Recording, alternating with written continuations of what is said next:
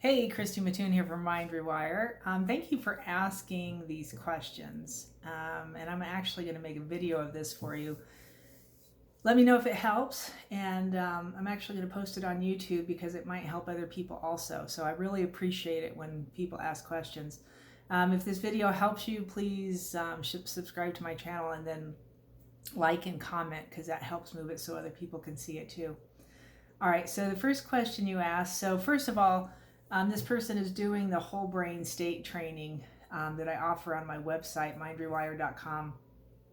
And she is asking, when I had them bring up an emotion to clear, moving forward, are you supposed to do that in real time as a negative emotion arises?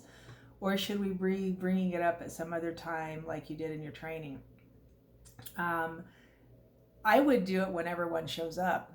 Because this is so easy to do anywhere, right? And use your imagination. That's one of the things I always like to tell people with this stuff is what I'm teaching is just how, it's coming out of my mouth when I'm talking, first of all, or, the things that I did repetitively or did with people repetitively, did with clients repetitively. But you will find in people come back all the time going, wow, I took that training and then I did this. And it's like, oh, I never even thought of that, like whatever had a few of those that were just really big eye openers. So use your imagination with it, right? Let it take you places. Sit in a whole brain state and just see where it allows you to go, because as your brain becomes more wholly connected, it will allow you to move into bigger spaces and places, right? So if a negative emotion popped up and I was having issues, like especially, in a function in my life, if I was doing something and all of a sudden I started having an emotional reaction to it, I would just stand right there and cross my arms and legs. And I would just hang out and I would move them around, right? I would try a couple of different patterns and see if I could hit something that would shift it quick. And then I would hang in there in the place that it was happening, in the issue, around the people, and stay in a crossed over pattern. You're simply crossing your arms and your legs. It's not like you're, doing anything offensive or doing something that's going to harm somebody or yourself. Okay, does that make sense? And then it says, is there a reason to bring up anger when I'm not actually feeling it to somehow clear it out of my system? Yes, because, and I used anger because that was, and I think I said that in the video, I did anger over and over because that was big, right? Coming out of my life. And anger was weird to me. I didn't even really understand what it was. But when I understood finally, because of a doctor, that what I was feeling was anger, and I had a word to associate to it, I already knew what the feeling was. Now I could associate a word to it. To sit down, the way I talk about it is, I'm driving across country doing this because I used to drive everywhere. And I would go looking for it in my body because I don't want it associated to anything in my brain. Does that make sense? And I did that with all low-level emotions. And anger was just the one that came up the most. So, and I would, and periodically, even now, I still do that. I'll go looking for, my mother just passed. I went looking for anger. Like, what's in here? Like, now that, she's actually died and there's a difference, right? A literal physical difference in my life and an emotional difference. Now what's the feeling? And it was actually really interesting what came up, right? So when you go looking for those emotions, you're going to get a whole different representation. As you clear things, it will keep changing, right? If you're actively clearing it and you're doing a good job of it, every time you go looking for it, it's different. That's why I would go looking through my system. I'm like, I can't even find anger anymore. Somebody can do something. Now, don't get me wrong. Somebody can do something and I'll get angry. It's no longer stored in my system, right? And they say that emotional things are what creates physical illness. If it's not stored in my body in the form of a neural peptide, chances are it's probably not going to make me sick, right? Give me some kind of physical malady. Okay. So the question was, is there a reason to bring up anger when I'm not actually feeling it? So hopefully that explained that. Or do I do this process when I'm already feeling anger in the moment about something? Both. I would go looking for it when nothing's going on and find a chart. I'll grab this one because it's teeny tiny. I have a few of these in different sizes. This happens to be a pocket one. It is a chart of emotions. I'll pull it in really close for you. It also has the organ associations on it. This is from something I did years and years ago called Splankna. It's a Christian training, right? Or was a Christian training. But it's a list of emotions, right? And the card itself and the way it's set up is kind of, doesn't really mean much for what I'm talking about. It was just a list of negative emotions.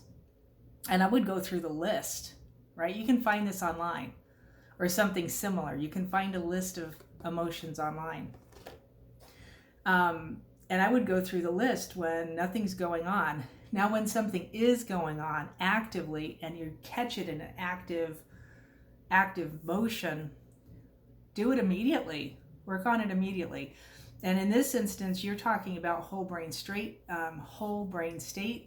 right? In the training that you're looking at there. Same for the people doing heart coherence work. Take it through the ladder immediately, right? If you catch it and you're in the middle of a situation and you can do the work, right? If you're in whole brain state training, you're crossing your arms and legs, doing the breath work. In the other, you're putting your hands over your heart, right? Do the work while it's going on. You won't store the neural peptides. That's where I was trying to take that. You won't store them. You won't link them to a memory that will keep taking you back in circles and loops. Yeah? Okay. The next question you asked, number 2, is when you had us bring up a negative and pervasive thought, can you explain why we do that? Yes, I can. Because a client connected with me and said, hey, and he went through the course live and he goes, you know what? I was doing what you were saying and it just wasn't getting it. So I went to exactly the way I said it. And it was in a negative form. And he had all the juice going on. And I was like, because that's not how it's typically taught. You don't go into the negative form because we're afraid it's going to store in the neuroplasticity, right? And he did it. And he goes, it cleared it almost immediately.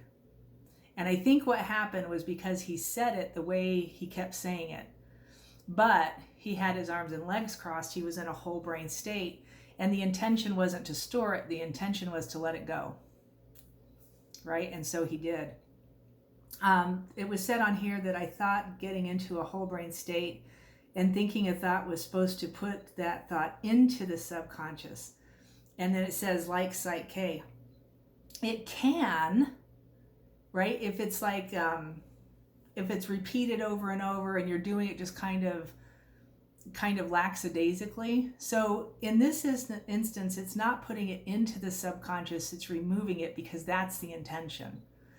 And usually when you store something in your subconscious, you're either left-brained or right-brained. You're not in a whole state. I can only imagine that if you were in a whole state, a whole brain state continuously, and this is the idea of a frequent fervent prayer, it's the action of continually being in a whole state, right, that keeps you out of issues and problems. If you were actively in a whole brain state all of the time, which I believe you can train your brain to quite easily, it wouldn't stick, right? A negative thing's not gonna stick because that's not what your brain does in a whole state. In a broken down state, which is what they try and keep us in, and they being whatever you want to call the higher ups that are above everybody, they do things, right? The poisons in the food, in the water, in the air, the things that you hear repetitively on the news, that does things to keep you locked into a separated state, right? Hemisphere from hemisphere in this instance. Okay, did that make sense? Do I do this process? Let's look at the other one. Let's see. I think it's okay. So if we're in a whole brain state thinking a negative thought, how does that work? Intention matters, I'm in a whole brain state. I'm not in a broken down state. I'm not in a half brain state. I'm not in a left or right brain state. In a whole brain state, your brain is going to process it differently. You're going to get a different perception. Does that make sense? And when this guy came in, and I was kind of still trying to do it by the books there, the way the Psych lady had originally taught it to us. And when he said that, he was like, it was way faster, because his brain already knew what he was talking about. He wasn't trying to reword it into something. And that's what he said. He goes, I felt like I was trying to reword this into something I just didn't even quite understand. So he worded it the way he understood it, which was negative, got rid of it, was totally shocked, and then was able to find something positive. And then he stated the positive, did the same thing, found the crossover, and found the place that was strongest, ankles and wrists, and then went for it. Totally different way to get there. And always think this, I always say this to people, there's more than one way to skin a cat. Just because it's taught that way doesn't mean that that's the only way through it. Right? Use your imagination, and you can try something, and people are so scared about altering things in their subconscious mind. Dude, I'm trying to empty mine. I don't even want anything in it. I want my subconscious mind and my brain to do bodily function the way it's supposed to, right? The rote memory things like driving home or being here or being there, the clearer it is and the more devoid it is of subconscious stress stuff, the easier communication is to spirit. The easier communication is to God. The easier communication is within yourself. And yes, I just called you dude. I apologize. I meant it with the utmost respect, I assure you. Okay, does that make sense? Okay. And send me another email. If it doesn't, we'll go again. All right, number 3 says, you mentioned holding resistance in your focus breaks up resistance. Can you explain more about how that works? So by understanding vibrations and frequencies, if you know who Rife is, or what Rife is, Rife Frequencies, it's a machine that a guy named Rife made that basically sent frequencies or sends frequencies through a person's body. And one of the things we understand is when you have something that's a certain frequency and you put that same frequency against it, it nullifies it.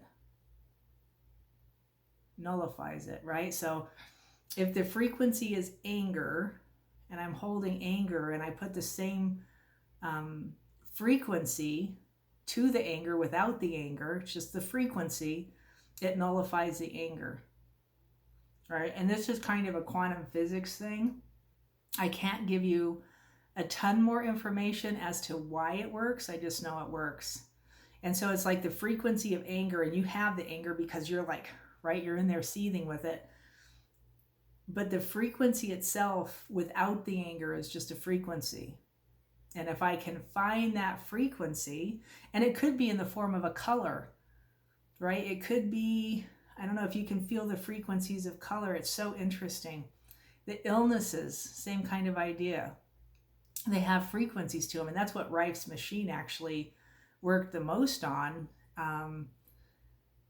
was the frequencies, and he was healing people's bodies, right? He was healing things really effectively, actually. And it's why we don't see too much of that around, right? In this day and age, maybe a little more. I don't even know now.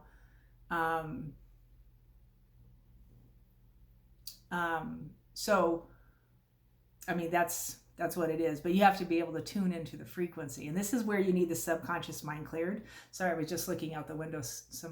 My neighbor's pulling up.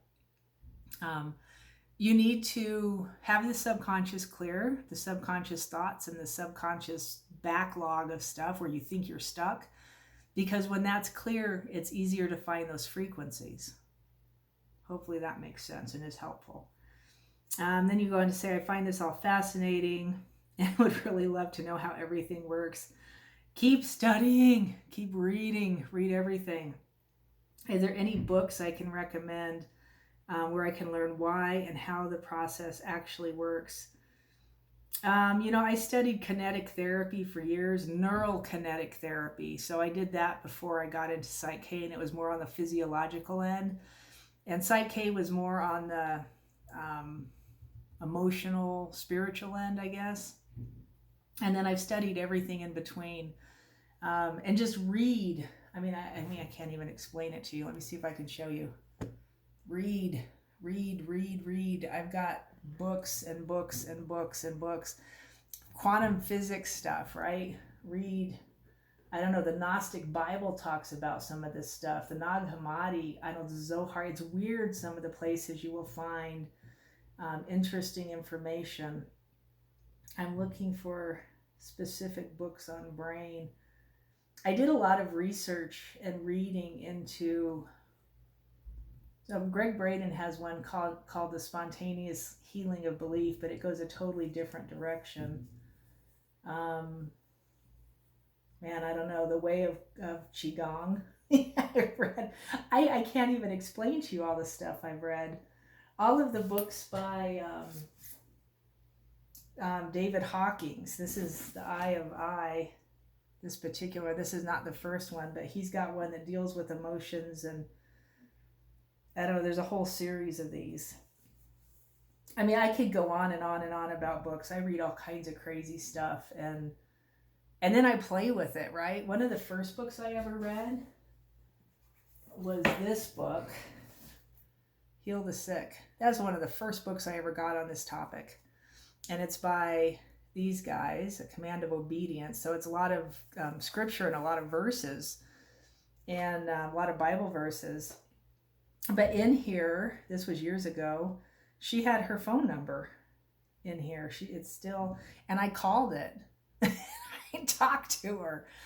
I don't take anything for granted anymore. If I see a phone number, I call it and see if it works. And there was one in this book, and this, I don't know, like I said, I got this years ago.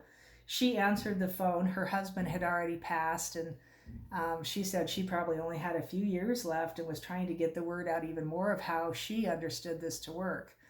And it was how Jesus did his healings in their understanding. Quite amazing. It's not what the Bible was saying, and it was what the Bible was saying. It was their interpretation of it that made the difference. Am I making sense?